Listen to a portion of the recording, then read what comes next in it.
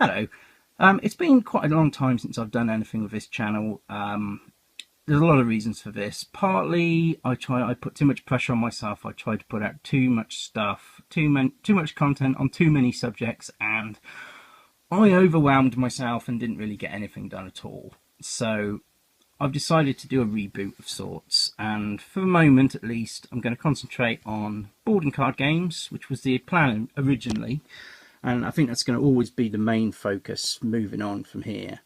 But as I speak now, it is 26th of December 2017, so we've just had Christmas, and Christmas means new games. So I'll show you what I had as my Christmas things, gaming-wise, and a few recent purchases that I'm going to be covering in the near future. So with that in mind, let's see how my luck is today. Oh, fantastic. 6, right, okay, on we go. Right, well, firstly, yeah, shadows all over the place. From my good friend Ian, he has bought me this, Villains of the Multiverse, which is the side project, compatible, other way of playing, hard to describe, version of Sentinels of the Multiverse. Basically, you play as the villains. Also, it means that you can, if you've got the original game, play goodies versus baddies. And I do have the original game. Let me just reach it here and listen to this. There we go. It's absolutely full of expansion packs. And rather annoyingly, the boxes aren't quite the same size. Right, that way. If I can put them on the shelf. The width is different, but that's just me being fussy. But anyway, in the near future, I will be trying out the Villains of the Multiverse with Sentinels, and as much as is possible as a standalone. And I will let you know what I think about that when I know. I have high hopes. Right, I also got Rosenberg's latest, which is Nisfjord, which is a pleasing name. And this is all about running companies in a fishing village. I've seen some mixed reviews on this, a few things about the component quality, which I've had a look, and yeah, it has a few issues, but to be honest, I love Rosenberg games, and it's not terrible. The one thing that needs replacing probably is the coins, and I've got plenty of other coins from other games, so that should be okay, but if nothing else, it has a beautiful artwork on the box. Let's have a quick peek at the back. Yep, typical Rosenberg fare. You've got your own board, you're buying buildings, knocking down trees, and trying to get the best home board out of you and your friends. And this plays, let me just see, 1 to 5 players. Something I've noticed a lot with Rosenberg games, very often a 1-player variant, and even though it's a variant, it's often basically the full game, but playing a set number of turns and see what you can do in that time. And that's something I very much appreciate, because although I do get to play a couple of times a week with my friends, it's nice just to relax, throw some cardboard around and see how I can do. So solo games are always good for me. So in fact, I have a theory. I don't know if it's true. If I ever meet the man, I'll ask him.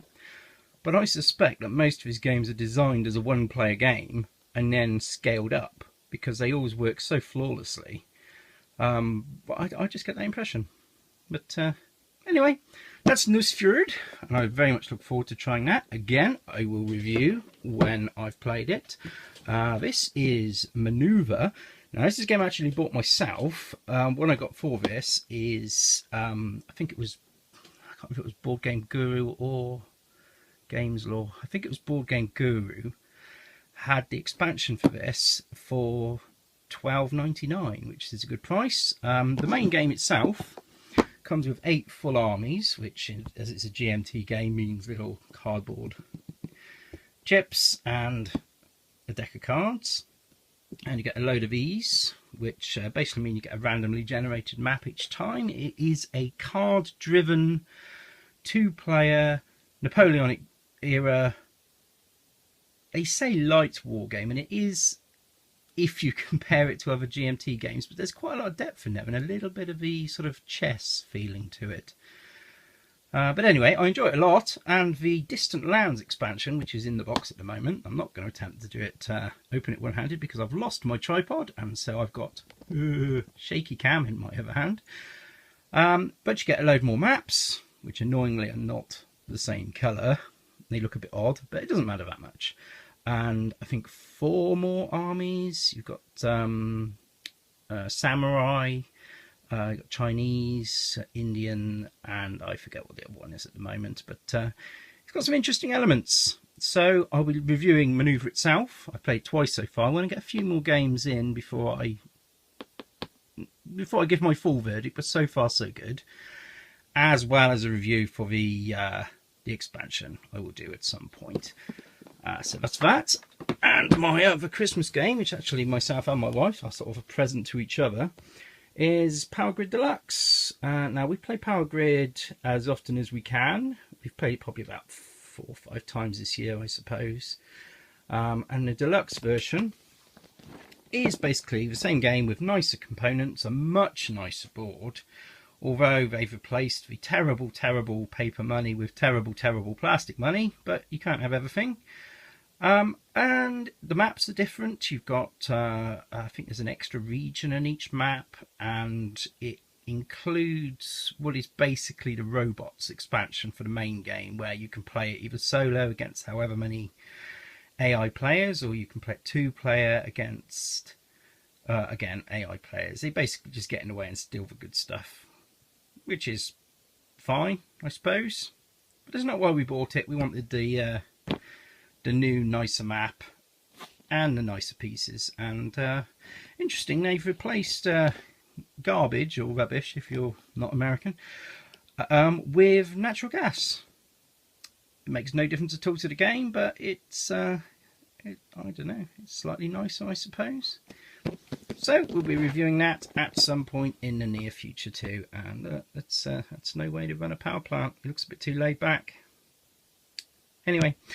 Right, what else have we got? A recent purchase also from Board Game Guru. My local shop in Toyment also had this cheap, which I found out after. I would have bought it from him. But this was £5 instead of £20. And it's Days of Wonder, plays 1 to 7. Little card game, so I thought I'd take a look.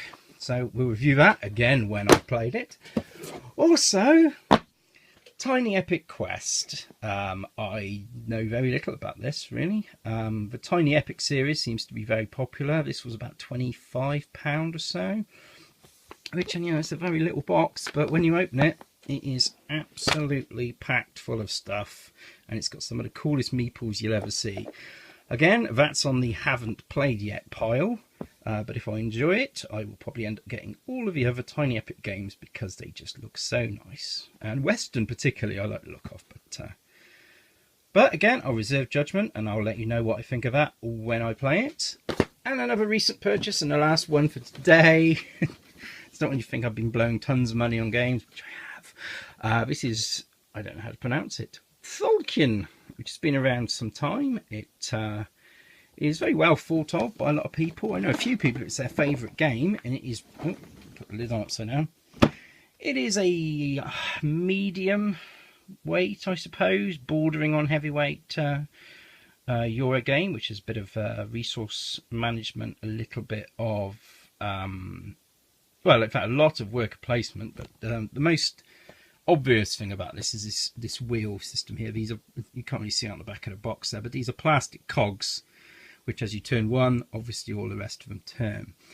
You place your pieces on a space on here, and as the wheel turns, you after each round, the person you've put down will move one space further, and so on and so on and so on.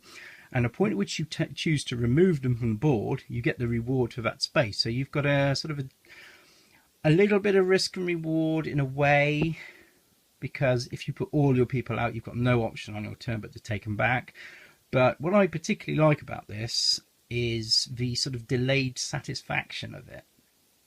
It is a bit brain burny when you think, I've got to leave that guy there, I want that thing on that wheel, I've got to make sure I leave him there for however many turns. And then there's the chance that somebody might turn the wheel twice using a special ability, which is down here, which I'll get into in full in the game. Now this has been around, I don't know when this came out, let's see, 2013 apparently, and for a long time I saw this getting played when I was playing other things, and I always looked over and thought, giant cog game, want to try that out. And finally this year I got to play it. I played it twice, I think it might have been 4-player and 3-player, and I really enjoyed it. And so I had a little bit of PayPal money sat around, so I treated myself, because I don't need excuses to buy games. But there you go. So that's it. That's all I've got to say for the moment. As you can see in my room, I have a great many games that I have not yet reviewed. An embarrassing amount of them I haven't yet played. Some spectacular games like Space Empires here, which I've just scratched the surface of, which I want to go into in more depth, and the Rosenberg / Stefan Feld shelf. So there's a lot to think about. I'm going to be doing reviews for now. I might do a few tutorials here and there. For the moment, I'm keeping the channel as it is, and I'm leaving the old content on there. But we'll see how it goes. So I'm sure I'm a little bit rusty, and I'm certainly croaky because I'm full of cold. But my intention, at least, is to get some reviews out and some stuff out, videos out in the next month or so. So that's it for now. I would appreciate it if you'd like and subscribe and share and all that kind of stuff if you think that this stuff is going to be of interest to you. Or hold fire, see what the content's like, and come back and see me. And happy gaming. Bye bye for now.